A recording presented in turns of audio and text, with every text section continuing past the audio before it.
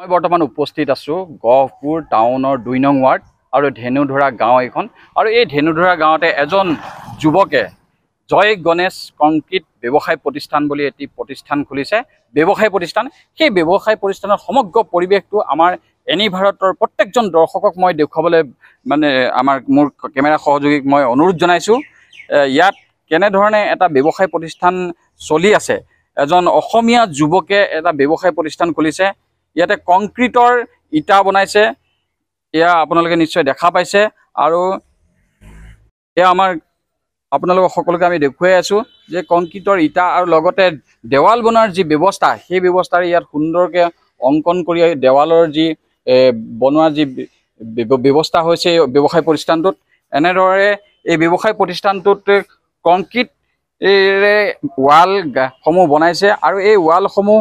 মানুহৰ ঘৰৰ চাৰি বাউণ্ডৰীৰ কাৰণে তেওঁলোকে এক ব্যৱসায় হিচাপে ইয়াত নিৰ্মাণ কৰি ইয়াত সুন্দৰকৈ থৈ দিছে। আৰু বহু লোকে হয়তো ইয়াৰ পৰা নি এই ৱালসমূহ ব্যৱহাৰ কৰিছে এওঁলোকৰ জৰিয়তে। মই আমাৰ মাজত এই ব্যৱসায় প্ৰতিষ্ঠানটোৰ যিজন যুৱকে আৰম্ভ কৰিছে, গহপুৰৰ এজন যুৱক, মই তেওঁৰ পৰা কিছু কথা এই প্ৰতিষ্ঠানটোৰ বিষয়ে মই জানিব বিচাৰিম। আহকচোন দাদা। হয়, কওকচোন আপুনি জয় গণেশ যি কংক্ৰিট ব্যৱসায় প্ৰতিষ্ঠানটো আপুনি আৰম্ভ কৰিছে, আৰু আমি দেখা পাইছোঁ ইয়াতে বহুকেইজনে ইয়াতে সংস্থাপিত হৈ নিজৰ কাম কৰি আছে। আপুনি কি ক'ব বিচাৰে এজন অসমীয়া যুৱক হিচাপে? প্ৰথমতে আচলতে এনি ভাৰতক ধন্যবাদ জ্ঞাপন কৰিছোঁ, যিহেতু আমাৰ জয় গণেশ যি ব্যৱসায় প্ৰতিষ্ঠানত আপোনালোক অহাৰ বাবে আজি। আৰু যিহেতু এতিয়া দেখা পোৱা গৈছে যে অসমৰ যিসমূহ আমাৰ দৰে নিবনুৱাসমূহ প্ৰায়সমূহ আমি বাহিৰলৈ যোৱা দেখা পোৱা গৈছে, হায়দৰাবাদে নহওক কিয় বা মুম্বাইয়ে নহওক কিয়। কিন্তু সেয়া নকৰি যদি আমি অসমতে থাকি যদি এনেকুৱা সৰু সৰু যদি আমি যিসমূহ ব্যৱসায় থাকে, সৰু সুৰা যিসমূহ আমাৰ ব্যৱসায় প্ৰতিষ্ঠান থাকে, যিদৰে কংক্ৰিটৰে হওক বা কিছুমানে আৰু বেলেগ বেলেগ বাছি লৈছে, তো সেইসমূহ আমি ইয়াত কৰিলেও কিন্তু লাভান্বিত হ'ব পাৰোঁ। আৰু অকল ব্যৱসায়টো কৰিলেই নহ'ব, ব্যৱসায়টোৰ লগত আমি যেতিয়া এটা ব্যৱসায় কৰিম, সেই ব্যৱসায়টো যেতিয়া বেলেগে বস্তু আমাৰ পৰা ল'ব, সেইখিনি বস্তুত কিন্তু কোৱালিটিৰ লগত কম্প্ৰমাইজ কৰিব নোৱাৰিব। কেনেকুৱা ধৰণৰ সুবিধা আছে আপোনাৰ ইয়াত? কি সুবিধা পাব ৰাইজে? এতিয়া বৰ্তমান জয় গণেশ যি কংক্ৰিট যি ব্যৱসায় প্ৰতিষ্ঠানত, ইয়াত আপোনাৰ প্ৰথম ৰেডিমেড ৱাল পাব, তাৰ পৰা আপোনাৰ চিমেণ্ট ব্ৰিক্স পাব, যিটো আপোনাৰ চিমেণ্টৰ ইটা পাব। আৰু লগতে এই যি আমাৰ ৱালৰ যিটো ৰেডিমেড ৱাল, সেই ৱালত আমি দেখা পোৱা গৈছিলে যে আগতে সেই ৰেডিমেড ৱাল দি অকল বাউণ্ডৰী ৱালসমূহে দিয়া হয়। কিন্তু আমি এটা নতুন চিন্তা কৰিছিলোঁ, বোলে ভুল হ'ব, বেলেগ জেগাতো হৈছে, কিন্তু আমিও কিন্তু অকল ৱালতে আমি সীমাবদ্ধ থকা নাই। আমি এতিয়া বৰ্তমান কিছুমান ঘৰ বনাইছোঁ ৰেডিমেড ৱালেদি, আছাম টাইপৰ ঘৰেই নহওক কিয়, দোকান ঘৰেই নহওক কিয়, লেট্ৰিন ঘৰেই নহওক কিয়, তেনেকৈ এইবিলাক বনাইছোঁ। আৰু মানে অলপ কম মূল্যত মানে বহুত কম মূল্যত ইটাত এখন ৱাল ইটাৰে বনাওঁতে যিমানটো খৰচ হয়, তাতকৈ অতি কম মূল্যত আমি ৰেডিমেড ৱালেৰে সেইখন ৱাল বনাই দিওঁ। কিন্তু একেখিনি কেপেবিলিটি পাব, আপোনাৰ যিটো মানে শক্তি, ইটাৰে বনোৱা ৱালখনৰ যিটো শক্তি পাব, আৰু আমাৰ এই যিখন চিমেণ্ট যিটো আপোনাৰ চিমেণ্ট আৰু কেঁচাৰ ডাষ্ট আৰু আপোনাৰ কেঁচাৰ 6 mm শিলগুটিৰে যিটো ব্ৰকেন চিপছ বুলি কয়, সেয়া দি আমি। কিমানজন ইয়াত সংস্থাপিত হৈছে আপোনাৰ জৰিয়তে, আপুনি যিটো প্ৰতিষ্ঠান খুলিলে ব্যৱসায় প্ৰতিষ্ঠান? এতিয়ালৈকে আমি যিহেতু বৰ বেছি দিনো হোৱা নাই, সৰুকৈ আৰম্ভণি কৰিছোঁহে। কিমানজন আছে? 7ৰ পৰা 8জন মান আমি কাম কৰি আছোঁ। হয়, আমাৰ মাজত আৰু এজন যুৱক আছে, আমি তেখেতৰ পৰা জানিব বিচাৰিম যে কি ক'ব বিচাৰিব এই প্ৰতিষ্ঠানটোৰ ক্ষেত্ৰত? এজন অসমীয়া যুৱকে এইটো আৰম্ভ কৰিছে আৰু ৰাইজৰ সুবিধাৰ্থে বুলি তেওঁ ইতিমধ্যে কৈছে, আপুনি কি কয়? হয়, যি সময়ত ৰাজ্যৰ নিবনুৱা সমস্যাই এতিয়া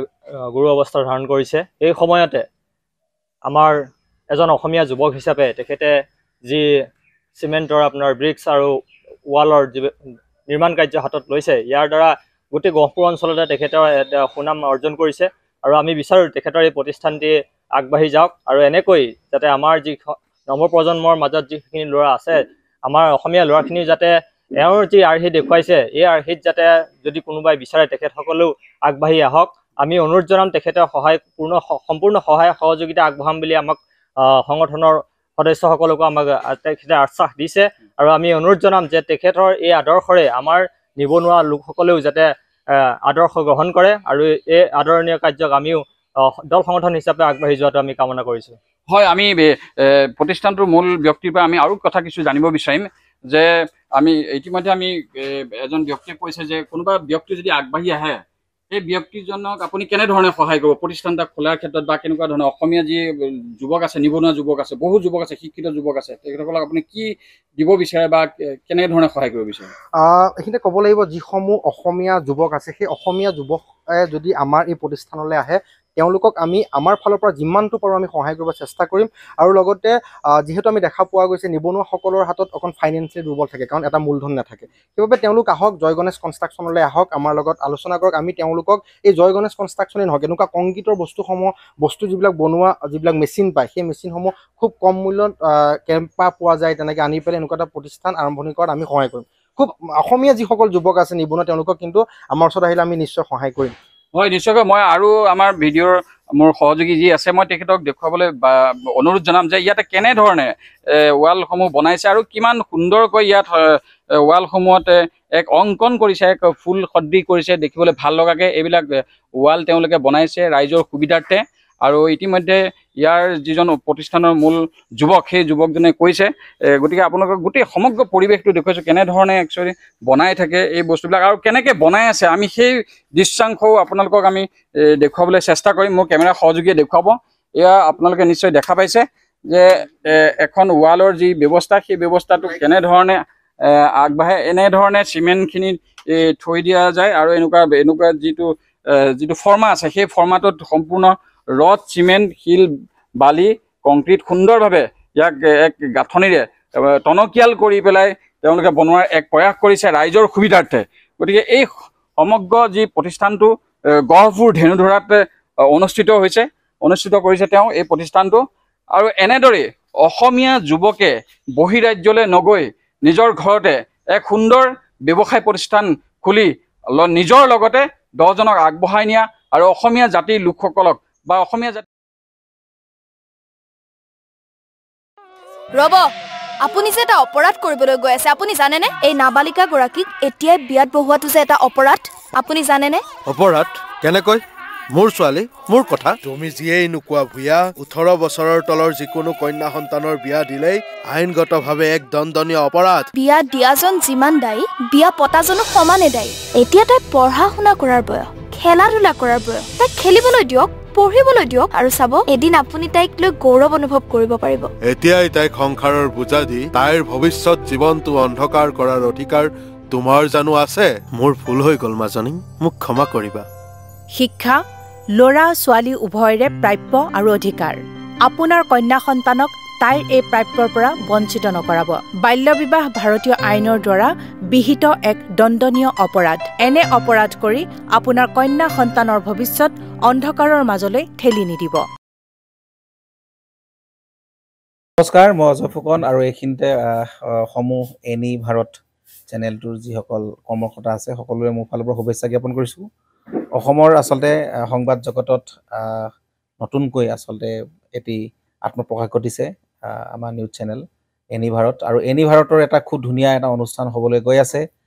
সকলোৱে জানে আমাৰ সকলোৰে মৰমৰ হাৰ্টথ্ৰব জুবিন গাৰ্গৰ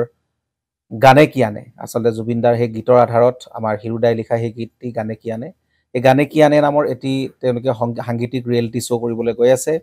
আৰু 15 আগষ্টৰ পৰা গোটেই আৰম্ভ হ'ব প্ৰথম অডিশ্যন অসমৰ ধেমাজি জিলাত আৰম্ভ কৰিব গতিকে সমূহ যিসকল প্ৰতিভা আছে যিসকলে গান ভাল পায় যিসকলে তেওঁলোকৰ নিজৰ প্ৰতিভা আচলতে দেখুৱাব বিচাৰে এই ৰিয়েলিটি শ্ব'ত গানে কি আনে এই প্ৰতিযোগিতাত অংশগ্ৰহণ কৰক আৰু খুব ধুনীয়া আপোনালোকে সুবৰ্ণ সুযোগ লাভ কৰিব লগতে ইয়াতে পুৰস্কাৰ আছেই বিভিন্ন ধৰণৰ উপহাৰো আপোনালোকে লাভ কৰিব আৰু লগতে এগৰাকী প্ৰতিষ্ঠিত আচলতে এগৰাকী শিল্পী হিচাপে অসমৰ সাংস্কৃতিক জগত আপোনালোক প্ৰতিষ্ঠা লাভ কৰিব গতিকে গোটেই অনুষ্ঠানটোলৈ মোৰ ফালৰ পৰা শুভকামনা থাকিল আৰু লগতে এই অনুষ্ঠানটোত আপোনালোকে অংশগ্ৰহণ কৰিব আমিও আছোঁ আৰু সকলোকে আমি লগ পাম ধন্যবাদ